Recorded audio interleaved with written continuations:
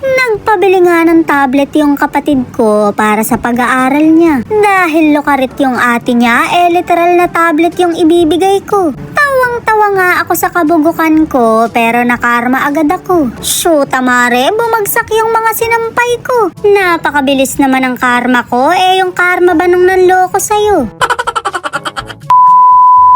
Madala nga lang magpabili yung kapatid ko kaya binili ko na agad. Para sa pag-aaral niya naman to kaya hindi ko na pinatagal. Syempre suportado ko siya dahil siya lang yung may direksyon ng buhay. Mare, siya lang yung hindi natutong uminom sa aming magkakapatid. Siya yung mas tatagal dahil buo pa ang atay.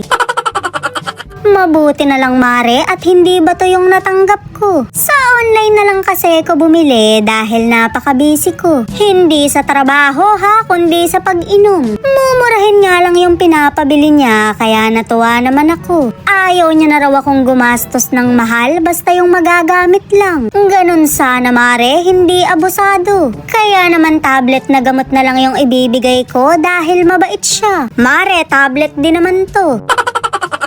Masarap ngang tumulong sa pamilya kung inaalala ka pa rin. Iniisip pa rin nila yung sitwasyon mo na baka hindi mo na kaya. Kaya naman binilan ko siya ng mas maganda kesa sa pinapabili niya. Pero bubusitin ko muna siya dahil may ate siyang luka-luka. O diba, hindi ko pa ginagawa pero nakarma agad ako.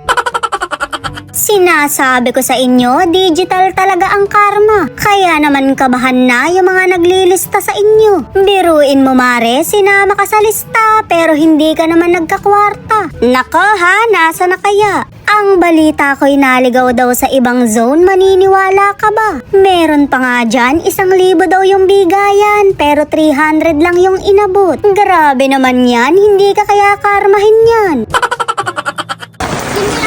Hi! Papunta na nga ako kila nanay para kuhanin yung sobre ko. Lang mare, hindi nga ako nakalista. Magkano ba yung gapangan dyan? Ichika nyo naman. Ang lagay ba'y kayo-kayo na lang, pang ilang gin din yun.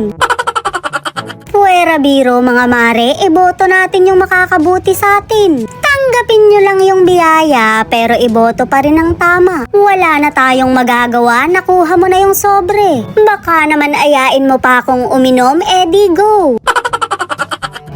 At sinurprise ko na yung kapatid ko sa pinabili niyang tablet. Wala naman daw siyang lagnat, bakit ito yung binili ko? Choosy ka pa ba? Tablet din naman yan. Ayoko nang patagalin dahil baka umiyak pa. Balat sibuyas pa naman to, parang ako. Mare, lalagyan ko lang ng malungkot na background music ha, para maganda views. Medyo i-slow mo din natin para nakakaiyak.